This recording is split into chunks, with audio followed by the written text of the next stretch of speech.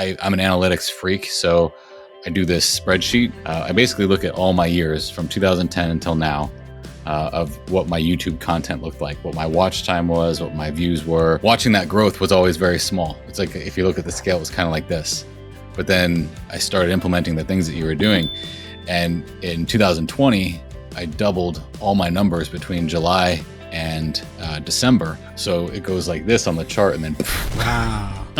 insane Sweet. growth. I look at YouTube as being a part of the system, like one of the cogs that moves in my ecosystem of my business, which is to sell courses and a subscription website. So I had worked with this company. Through that process, it was a lot of Facebook advertising. So after putting a significant amount of money into that and just barely breaking even or getting very close to that, I realized that it was a lot of work by getting very cold traffic from Facebook, people who didn't want to see my message popping up in their feeds, trying to get them over to my website to then buy something to then get into my system. But what happened from YouTube is really interesting. So I started doing these YouTube videos that would give and give and give.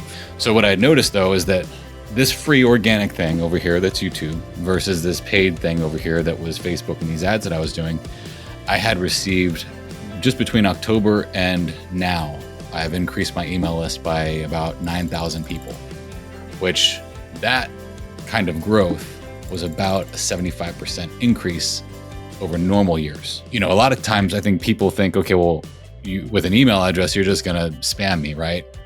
Well, that's where you kind of create that community and that relationship and that trust where it's like, no, this is who I am. This is who I am as a person. This is what I can offer you. So I did the 30 days course in probably 14 days. And then very quickly, I think I'd received an email about doing a one-on-one session. So I signed up with a one-on-one session with Lennon, but I had already purchased the Video Labs as well. I think the interesting thing about it is, you know, the main focus and the primary focus. You know, here I thought this would be like a deep dive analytical view on everything. And the concepts that you discuss in Video Labs seemed so simple, yet so profound. If I remember correctly, you made a post in our private group saying that you took some of these principles that we've been teaching and actually applied it to a webinar. And then, what was it, like 77 sales in like 10 minutes, and then your server ended up crashing under the load of all the sales or something? Oh, it was insane. I had I had like 400 some people in this webinar. Most webinars, I would say I probably have about 25 to 30 sales probably right after the webinar. But this one was about 77, and then the server crashed. So it could have been even more.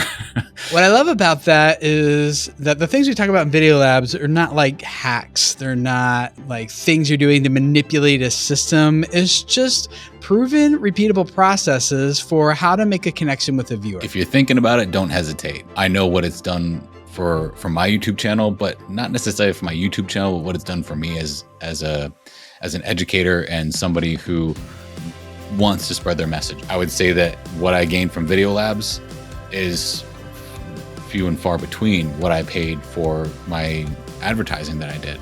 And I'm learning more. I love it when people look at the price tag for Video Labs and then they jump in, and then like by week 2, they're like, Tim, I've already made my money back from this. Like, that's exactly what I love hearing that. It's like, I made 10x this investment by the end of the 8 weeks. Like I'm like, perfect. That's exactly what we like to hear.